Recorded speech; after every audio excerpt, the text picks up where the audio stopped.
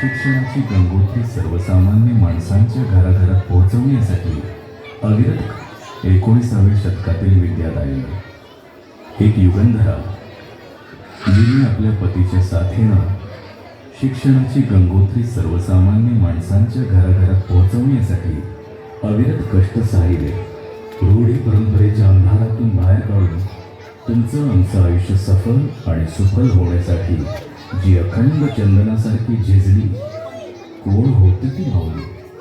कोण होती ती जी लखलखणाऱ्या तेजाची सत्यशोधक क्रांती ज्योती म्हणून आजही ओळखली जाते? नमस्कार, मी Rupali Sandeep Kanpile, flat number C802. मुलांनो प्लीज एकच मिनिट घेणार आहे मी. जोपर्यंत सगळे शांत होणार नाही मी बोलणार नाही.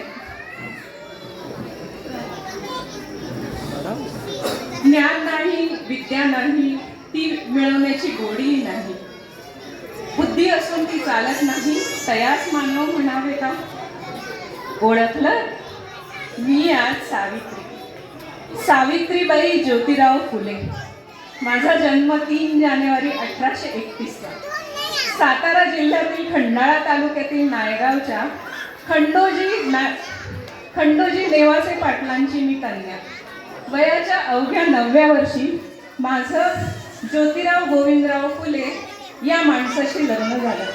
नंतर हळूहळू मला कळायला लागलं की माझं ज्या माणसाशी लग्न झालंय तो माणूस निव्वळ सर्वसाधारण नाही, तर हजारो लाखो लोकांना जगण्याची ऊर्जा देणारा क्रांती सूर्यच आहे. 1 जानेवारी 1848 पुण्यात, होय आपल्या पुण्यात, ज्योतिरावांनी माझ्या मदतीने मुलींसाठी, सर्वधर्मीय मुलींसाठी पहिली शाळा सुरू झाली. भारतीयांसाठी सुरू केलेली ती पहिली शाळा. आणि मी शिक्षिका झाले आणि मुख्याध्यापिकाही झाले.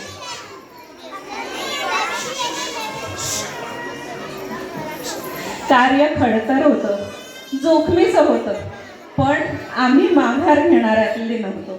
हळूहळू 18 शाळा झाल्या, रुग्णालयं झाली, सतीबंदी, केशवपण इत्यादी अनेक महत्त्वाच्या कामांना आम्ही दोघांनी सुरुवात केली. विद्येविना मती गेली, मतीविना नीती गेली, नीतीविना गती गेली, नीतीविना गती गेली, गतीविना शूद्र खचले. विद्येविना मती गेली, मतीविना गती गेली, गतीविना नीती गेली, नीतीविना वित्त गेले, वित्ताविना शूद्र खचले. आणि हे सगळे अनर्थ एका अविद्येने केले. एक मुलगा शिकला तर तो फक्त एकटाच शहाणा होतो, पण जर एक मुलगी शिकली तर ती संपूर्ण घराण्याला शहाणा करते. म्हणून मुलगी वाचवा, मुलगी शिकवा, आपला भारत देश साक्षर बनवा. ज्ञानज्योती सावित्रीबाई फुले यांचा विजय असो. क्रांतीसूर्य ज्योतिराव फुल्यांचा विजय असो. जय हिंद, जय महाराष्ट्र. धन्यवाद.